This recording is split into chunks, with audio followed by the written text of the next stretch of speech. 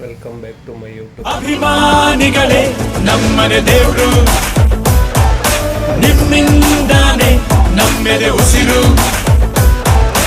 ಅಭಿಮಾನಿಗಳೇ ಏನಪ್ಪ ಅಂತಂದರೆ ಗುರುವಾರ ರಾಯರಿಗೆ ಪೂಜೆ ಮಾಡ್ತೀವಿ.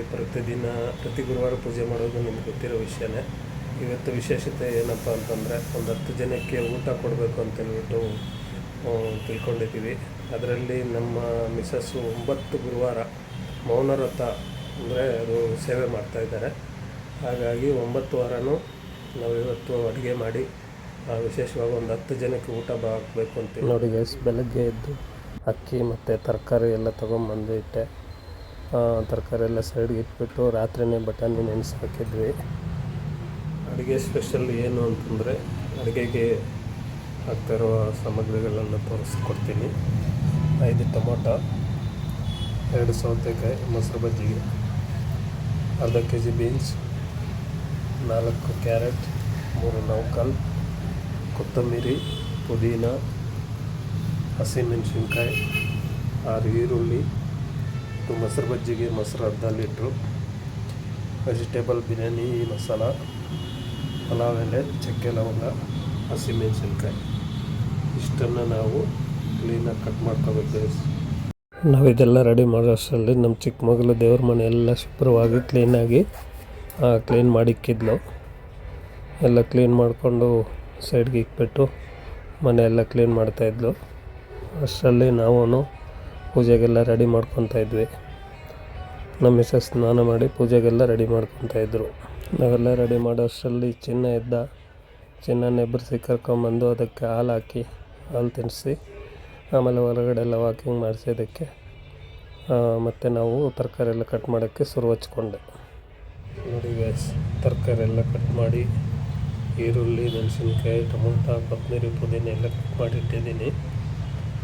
ಯಾಕೆ ನಾನು ಕಟ್ ಮಾಡಿದ್ದೀನಿ ಅಂತಂದರೆ ಅವರು ಸ್ನಾನ ಮಾಡ್ತಾಯಿದ್ದಾರೆ, ಪೂಜೆ ಮಾಡಬೇಕು, ಕೆಲಸ ಜಾಸ್ತಿ ಇರೋದ್ರಿಂದ ನಾನು ಅವ್ರಿಗೆ ಹೆಲ್ಪ್ ಮಾಡ್ತಾಯಿದ್ದೀನಿ ಗ್ಯಾಸ್. ಇನ್ನು ಮೊಸರು ಬಜ್ಜಿಗೆ ಒಂದು ರೆಡಿ ಮಾಡಬೇಕು. ನೋಡಿ ಗ್ಯಾಸ್, ಎಲ್ಲ ರೆಡಿ ಮಾಡಿಕೊಟ್ಟಿದ್ದೆ. ಸ್ನಾನ ಮುಗಿಸ್ಕೊಂಡು ಇವಾಗ ಪಲಾವ್ಗೆ ರೆಡಿ ಮಾಡ್ತಾಯಿದ್ದಾರೆ. ಯಾವ ಥರ ರೆಡಿ ಮಾಡೋದು ಅಂತೇಳ್ಬಿಟ್ಟು ಕ್ಲೀನಾಗಿ ಎಲ್ಲ ತೋರಿಸ್ಕೊಡ್ತೀನಿ ನೋಡಿ.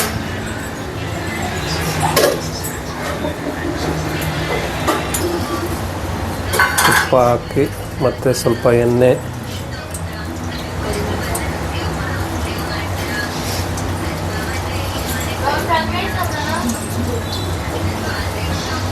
ಸ್ನಾನ ಎಲ್ಲ ಮುಗಿಸ್ಕೊಂಬಂದರು. ಇವತ್ತು ಯಾರ ಹತ್ರನೂ ಮಾತಾಡಲ್ಲ, ಯಾಕಂದರೆ ಮೌನ ವ್ರತ ಮಾಡ್ತಾಯಿದ್ದಾರೆ ರಾಯರಿಗೆ ಸೇವೆ ಮಾಡೋದಕ್ಕೆ.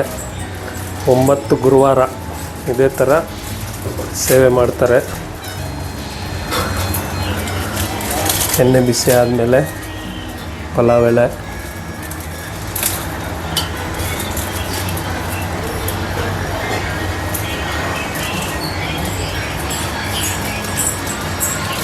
ಚಕ್ಕೆ ಲವಂಗ,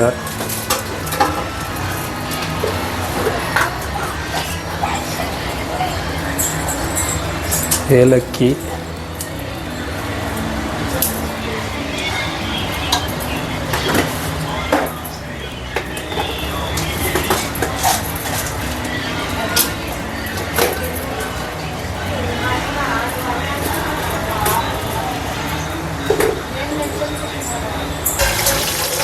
ಅದಾದಮೇಲೆ ಪುದೀನ, ಕೊತ್ತಂಬರಿ,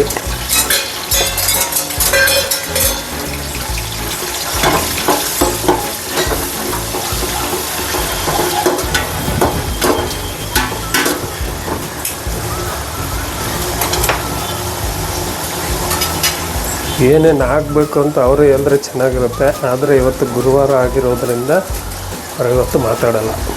ರಾಯರಿಗೆ ಪೂಜೆ ಮಾಡಿ ನೈವೇದ್ಯ ಇಕ್ಕೋವರೆಗೂ ಯಾರ ಹತ್ರ ಮಾತಾಡಲ್ಲ, ಏನೂ ತಿನ್ನಲ್ಲ.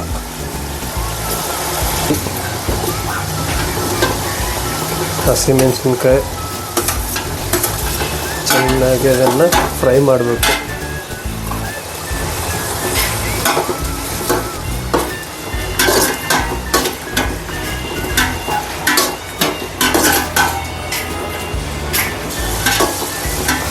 ತುಂಬ ಚೆನ್ನಾಗಿ ಫ್ರೈ ಮಾಡ್ಕೋಬೇಕು.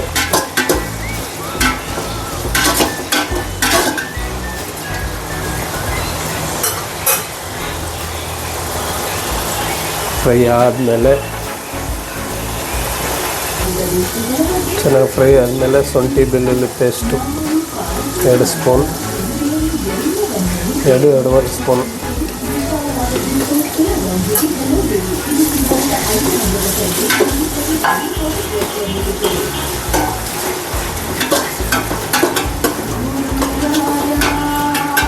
ನೋಡಿ, ಇಷ್ಟು ರಿಸ್ಕ್ ತಗೊಂಡು ಯಾಕೆ ಮಾಡ್ತಾ ಇರೋದಂದರೆ ಇವತ್ತು ಅಪ್ಪನ ಹೆಸರಲ್ಲೇ ಒಂದು 10 ಜನಕ್ಕೆ ಊಟ ಕೊಡಬೇಕು, ಅದಕ್ಕೋಸ್ಕರ. ಆಮೇಲೆ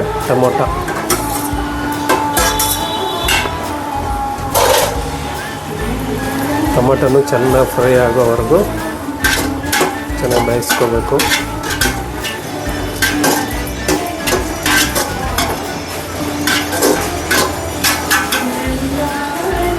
ಎಲ್ಲ ಫ್ರೈ ಆದಮೇಲೆ ಹಚ್ಚಿದ ತರಕಾರಿ ಕ್ಲೀನಾಗಿ ನೀರಲ್ಲಿ ತೊಳೆದ್ಬಿಟ್ಟು ಹಾಕಬೇಕು.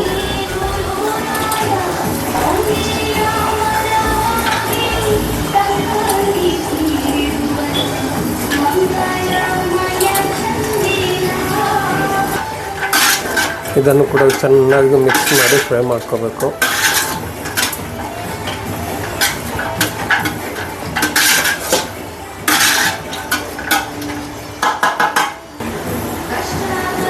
ಸ್ವಲ್ಪ ಅರಿಶಿನ,